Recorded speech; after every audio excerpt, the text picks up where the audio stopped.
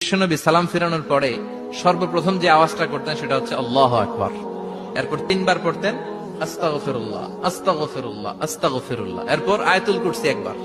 কয়বার? প্রত্যেক ফরজ সালাতের পরে যে একবার আয়াতুল কুরসি পড়ে তার জান্নাতে ঢোকার ক্ষেত্রে আর কোনো বাধা থাকে না, একটা জিনিস ছাড়া, সেটা হচ্ছে মরণ। লোকটা মরে না, তাই জান্নাতে যায় না, মরলেই জান্নাতি। আল্লাহু আকবার। এরপরে 33 বার সুবহানাল্লাহ, 33 বার আলহামদুলিল্লাহ, 33 বার আল্লাহু আকবার। সবশেষে মিলাবেন লা ইলাহা ইল্লাল্লাহ ওয়াহদাহু লা শারীকা লা লাহুল মুলকু ওয়া লাহুল হামদু ওয়া হুয়া আলা কুল্লি শাইইন কাদির। এরপরে পড়তেন আল্লাহুম্মা আনতাস সালাম ওয়া মিনকাস সালাম তাবারাকতা ইয়া যাল জালালি ওয়াল ইকরাম। এরপরে পড়তেন আল্লাহুম্মা লা মানিআ লিমা আ'তাইতা ওয়া লা মু'তিয়া লিমা মানা'তা ওয়া লা ইয়ানফা'ু যাল জাদ্দি মিনকাল জাদ। এরপরে পড়তেন আল্লাহুম্মা ইন্না নাসআলুকাল হুদা ওয়াত তাকা।